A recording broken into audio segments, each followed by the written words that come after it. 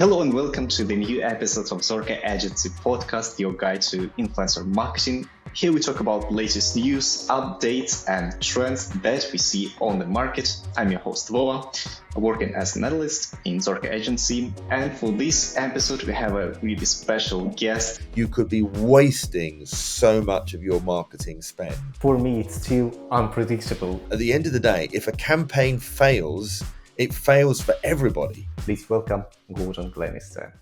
Hello, lovely to be with you.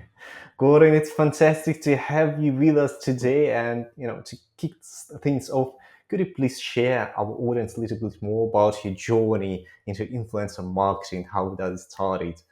Well, it was an accident, I must admit. I used to be the Director General of the British Promotional Merchandise Association for 11 years.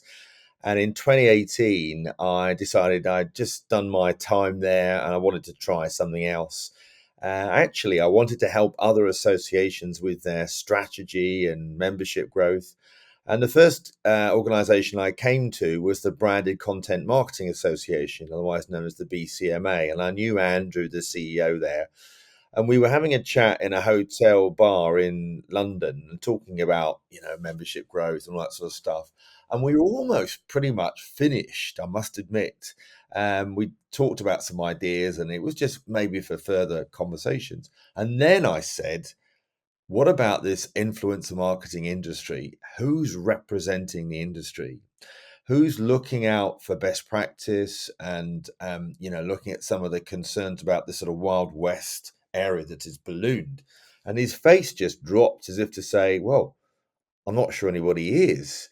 So we were going to create the Association of Influencers as an industry body. And then we thought, well, actually, the BCMA has been going for 18 odd years, 17, 18 years. Why don't we create a separate division for that?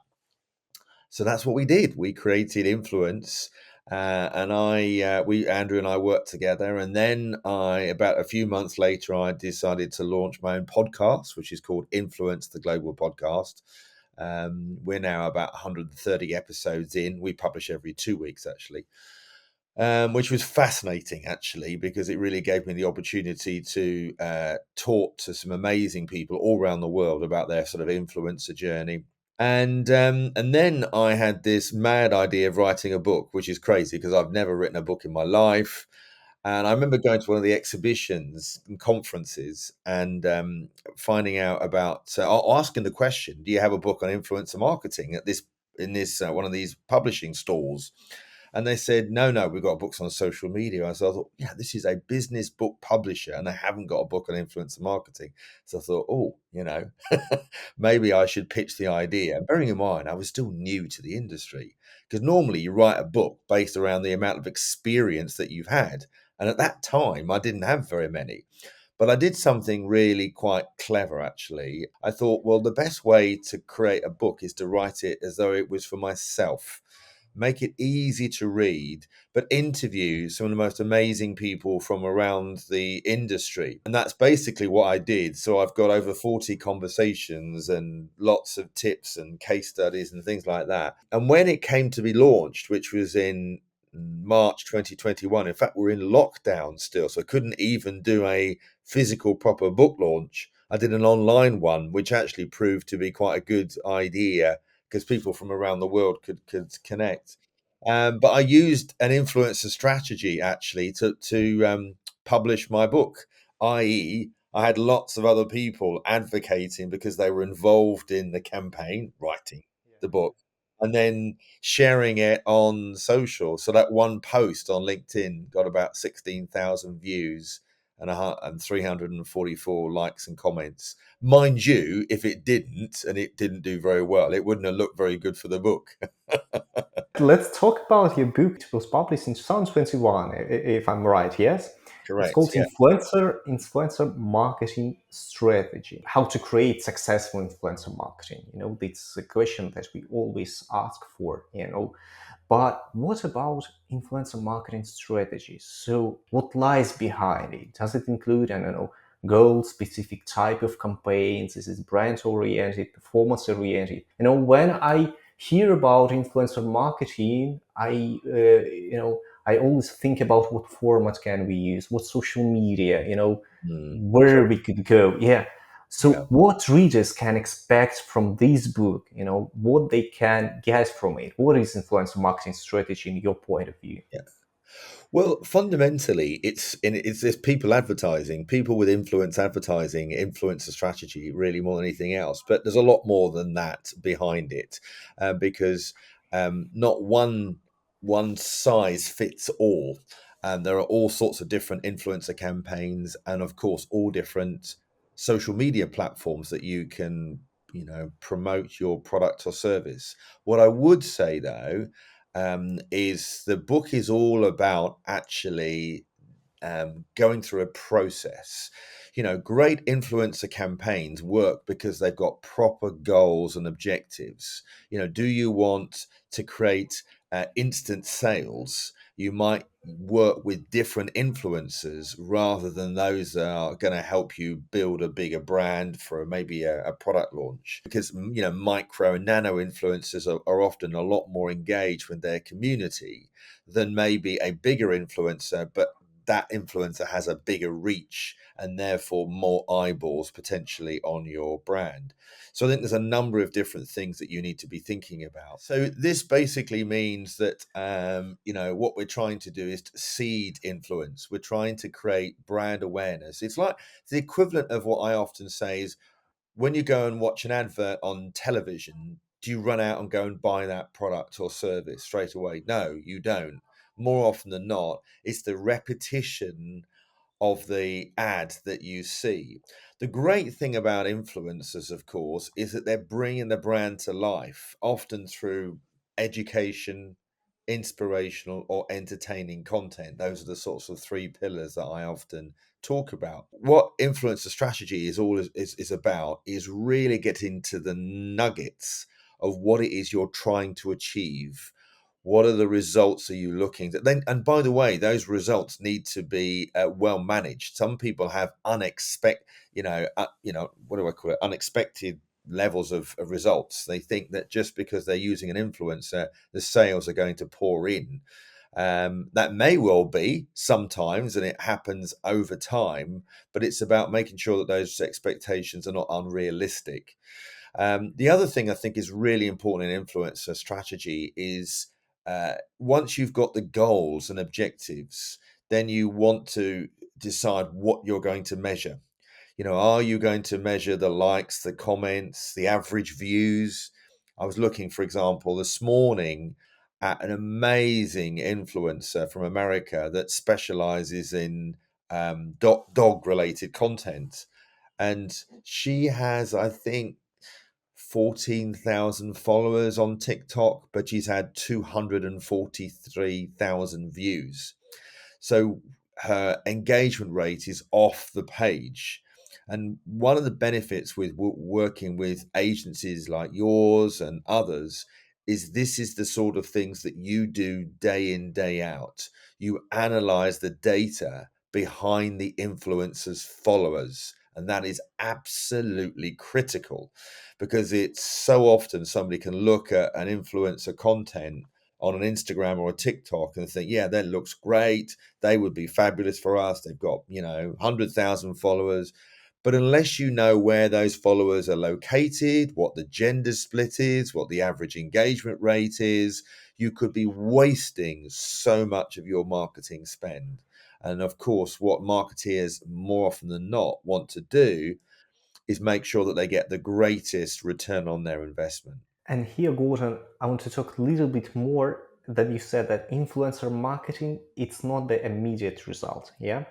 Because right now, I don't know how you feel, because I see that lots of clients, companies, whether it's gaming or non-gaming brands, they think about influencer marketing as a performance oriented approach, that okay, we want installs, we want um, clicks, and that's it, and ROI to be 20 or 30% on day Mm. 7.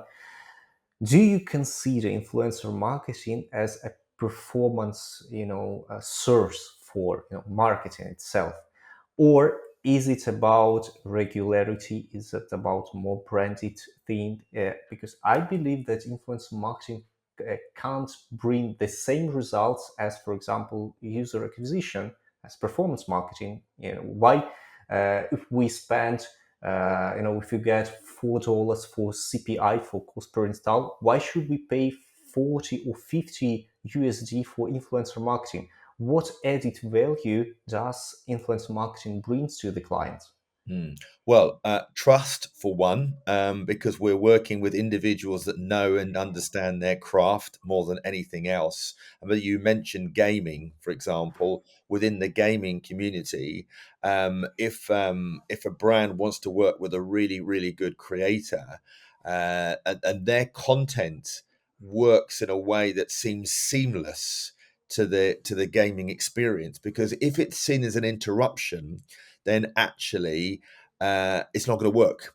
And that's why some influencers and creators will often say, no, I don't want to work with this script. This is not my tone of voice. I see creators as partners with brands. And I think they shouldn't actually be so, you're dealing with human beings here. Emotional content works a lot better than just transactional things. What we're trying to do here is to build brand equity with creators so that they are talking about it on a regular basis.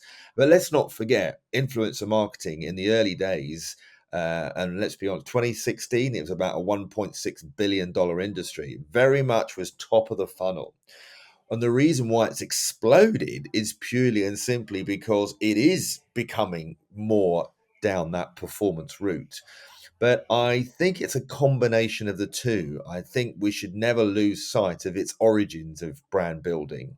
But because of now some of the technology, the measurement criteria, as the fact that brands and creators are working smarter in the way that they create content. I would say as well, though, more than anything else, it's all about finding the right creator.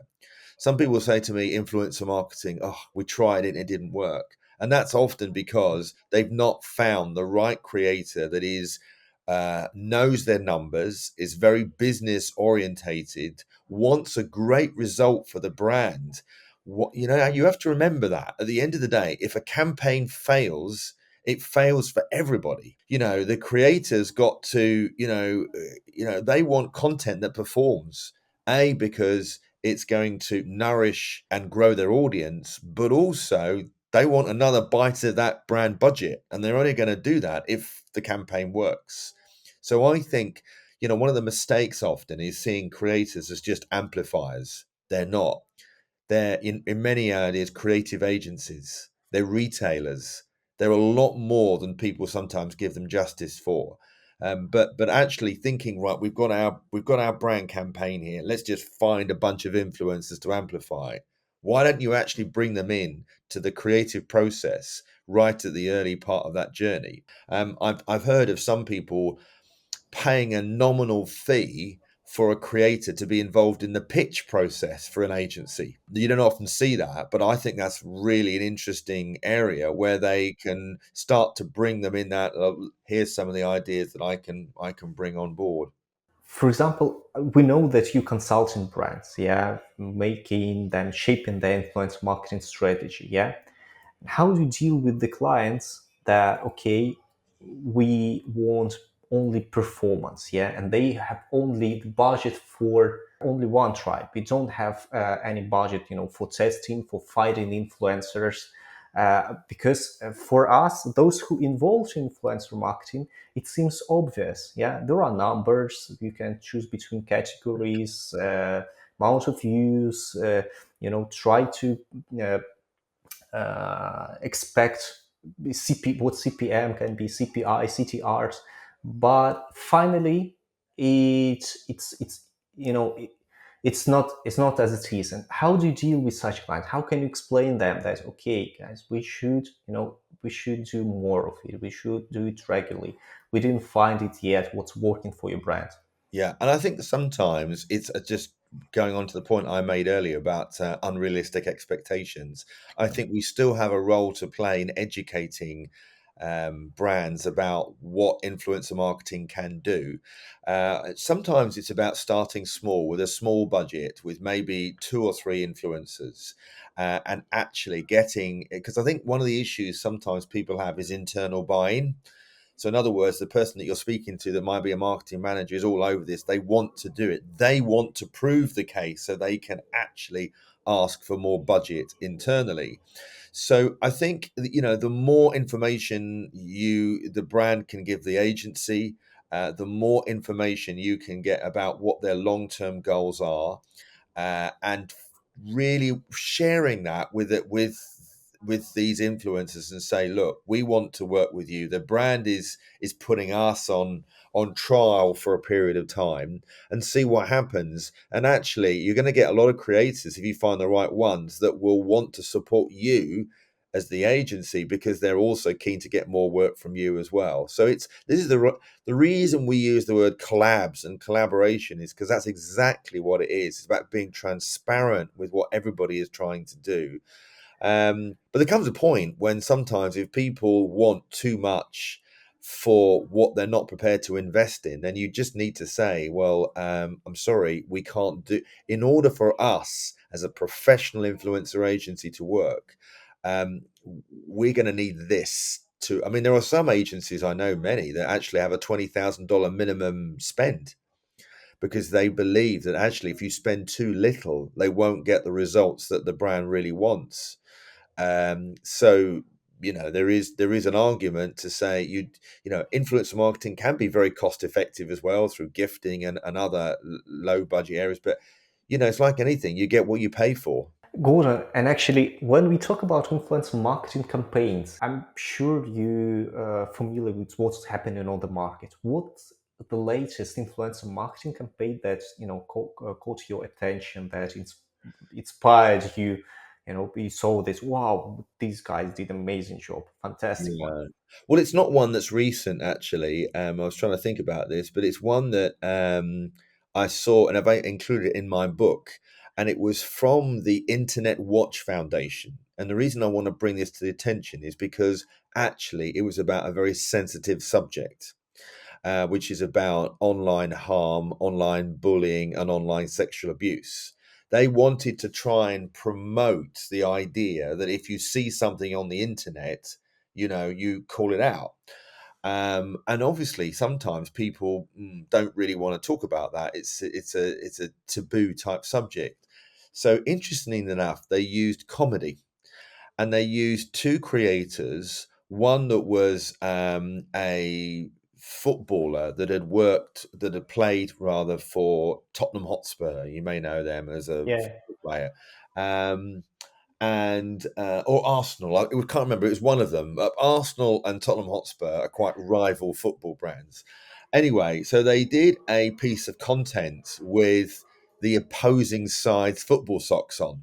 So he basically was out there. So I think if it was Arsenal, he was using Tottenham Hotspur um, socks, which would normally be a complete and utter no-no. But he was out there. He's putting it out there to be controversial.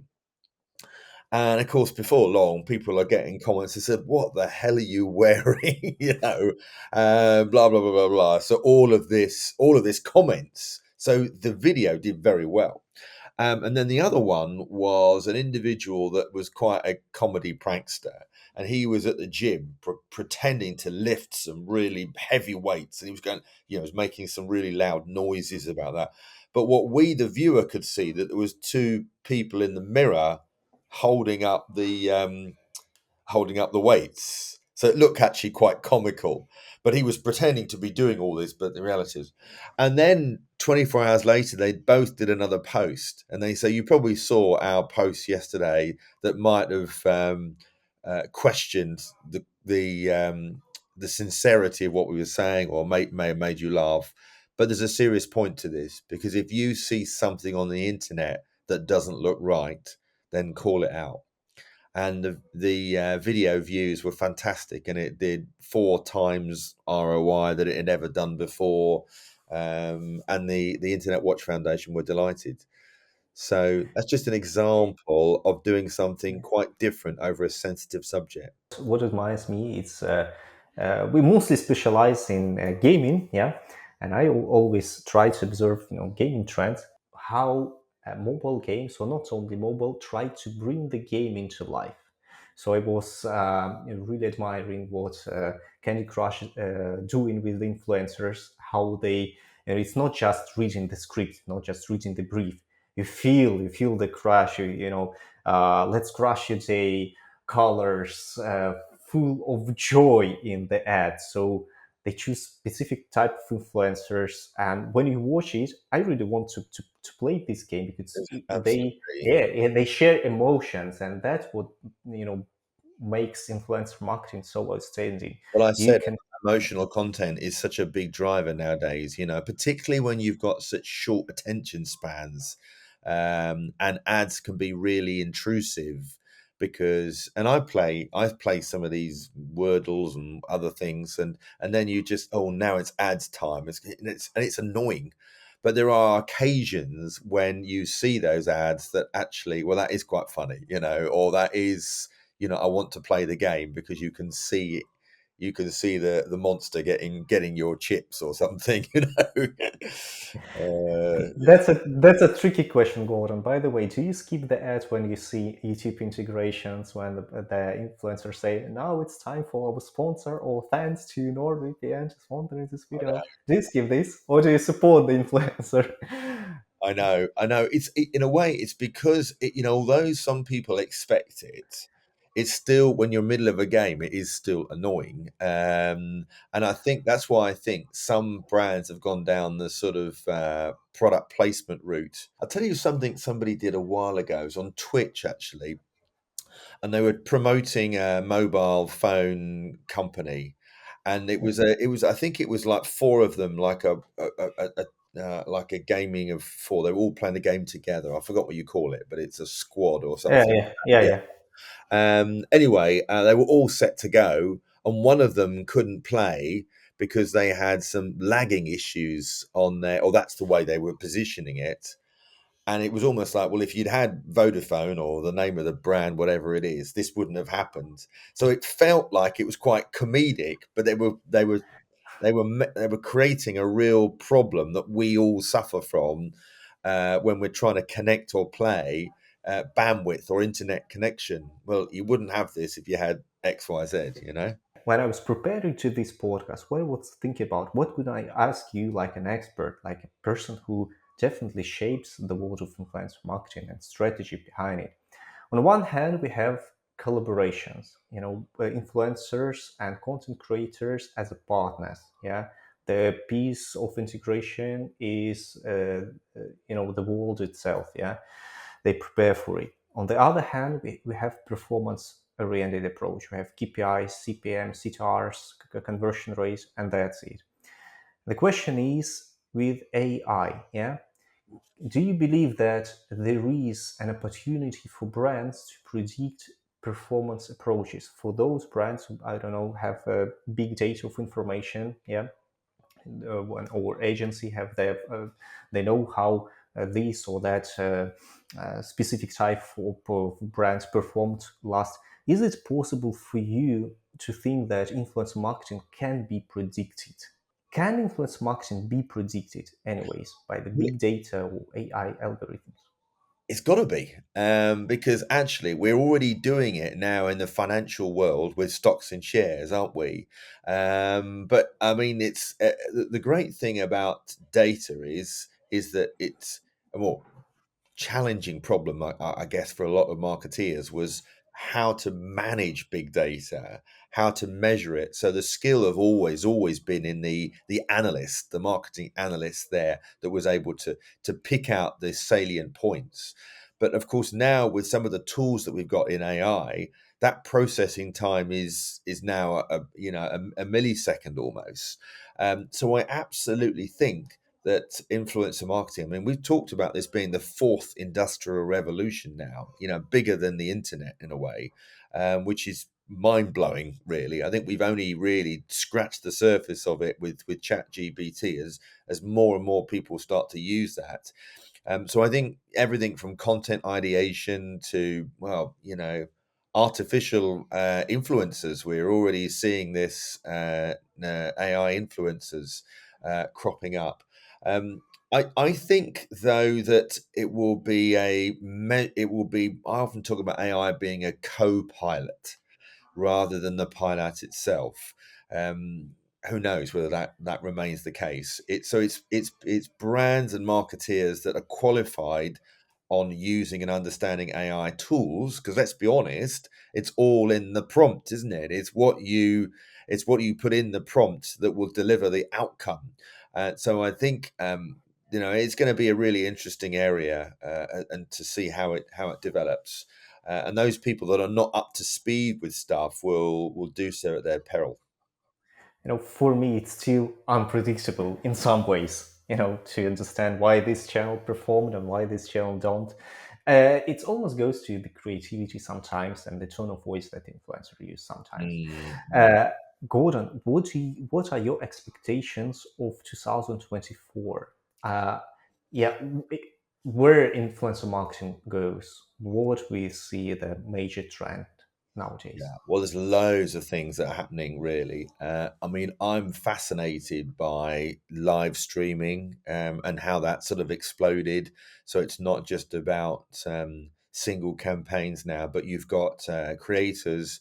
And I mean, obviously, it's been in the gaming world for a while, but it's broadening a lot more now. So you've got beauty influencers that are, going live for hours. You've even got the OnlyFans model, of course, which is slightly a bit more risque, but there's millions being made by some of the creators in that network. And what that really means is that some of these creators are creating real personalities and connectivity with their audience like we've never seen before. It's the direct to consumer approach, which I think is really, really fascinating. And that's why I did a podcast series last year, Influencers of the New Retailers. I really think that is increasingly the case. You've got, in some cases, your own personal stylist. You've got somebody that is shopping for you and is searching the market so you don't have to. You've got creators now, particularly on TikTok, that are selling the most mundane items at reduced prices, but they're making toilet rolls and and basic necessities affordable, particularly for a younger audience. They're just not going out to shops in the way that perhaps I did when I was younger. So I think live stream, very important. We're also seeing experiential content, and the growth in different YouTube formats. Lots of young people don't watch mainstream TV at all. How long before we start to see more game shows, not on television, but we start to see them on YouTube? We're starting to see, higher, almost film quality content on some of these channels, so that suddenly some of the main TV channels are just merely distributors, not broadcasters, which I think is really, really fascinating, and seeing how that has grown. I mean, obviously, we've talked about TikTok, but it's almost the TikTok-ation, where people's attention spans are less and less. And anybody can blow up on TikTok. So it's not, and how does the professional creator feel about this versus your average Joe, or mum? But isn't that great, because it democratizes content, and brands have got the opportunity now to work with people that actually haven't gone through the traditional influencer journey, but have just passionate about their product and actually can talk in an authentic way, that is quite fascinating. I think, obviously, we've talked about performance marketing. I think that's going to develop even more with greater tools that are available, and of course the growth of AI. So we should also not forget things like podcasts. more, even though there's more and more podcasts out there. But if you think an average podcast lasting half an hour, that's a huge amount of time you've got an individual listening to an influencer or a branded content, a podcast. um, you know So it's like wish you have all audience retention in it. Yeah, you maybe see only the sound, but you don't skip it. You're fully in. So maybe that's why it's one of the way that the brands are looking for to get audience attention. Absolutely. We've got a brand new segment for you today, a brand new series for our podcast, which is Influencer Marketing Blitz. And you're the first one who will try our Influencer Marketing Blitz. So I will throw you quick questions and Yes. just give me your first thoughts. Okay. Okay? YouTube or TikTok? For me, TikTok. Wonderful. Integration, sponsorships, or dedicated videos? Dedicated views. Do you know why? Do you know why we choose dedicated? Because actually, I think we can so often get concerned about follower numbers and some of the vanity metrics. You want to see who is actually viewing this content, and that those that are relatable to the same type of audience. Because I'm never about like 100,000 followers with 80% of the audience not interested in having a similar interest to that of the influencer.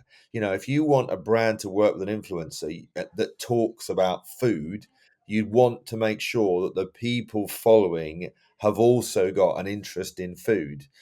Because the higher percentage of people that have that, the more likely the content's going to work and the conversions will follow. Gordon, the last purchase that you've made that was influenced by the creators? Oh my goodness. I know mine, I mean, but I don't. I mean, look, I don't tend to buy. I tend to buy perhaps on Amazon, or at.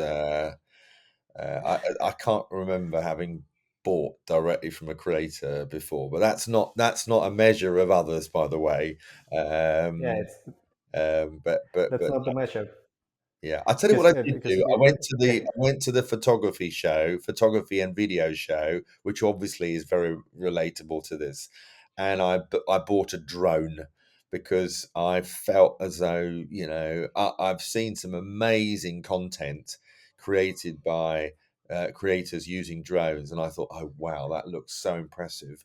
And it actually this happened a few years ago, actually. I was on the brand side and I had creators pitching to me.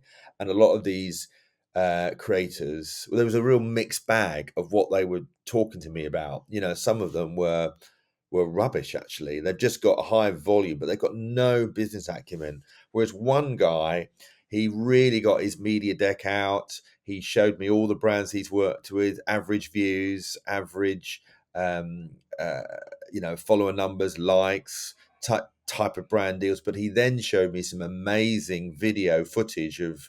He's a travel influencer, to be fair, of using these drones. And I just, if I was in the game of buying an influencer, he would have got it hands down. So I think there's a lot to be said for presenting yourself better to brands. Some creators do it really well, but a lot don't. They just think that brands are just going to, reach out to them. And of course, a lot of them have now got talent agents that represent them. Um, and some do a great job and some don't. There's not a lot of regulation in the talent agency world. And talking about business, by the way, the one conference that you would go to constantly if you have a choice. Digital Marketing World Forum, I think, was a good one. There is, of course, Influencer Marketing Show as well. That is that's good, and the B2B Marketing Expo and Technology for Marketing. All of those, I can't really pull out one of them. We are media partners to those, and I've spoken at all of them. I think really I always see my role as much about educating people as well. If you educate clients and brands, not only do you show your own expertise, but you help teach them something that helps them get a better budget for influencer marketing. I mean, in some instances, the influencer marketing budget still sits in PR, it doesn't sit in marketing. So it really does depend on the type of company that you're talking to as to where that sits. If you have only one question for Mr. Beast, what would you ask him? I would say, what was the turning point in your success? So that's what I would know. That there was, it probably would be a viral video or something. But what was the turning point in your career? Gordon, huge thanks to you for incredible time with you, for sharing your experience and expertise with us. I'm sure that you tune next time for more engaging sessions, and hope you can check out Gordon's book about influencer marketing strategy, where you find it's really enjoyable and available for you. So see you next time. Gordon, thanks you a lot for this discussion. My pleasure.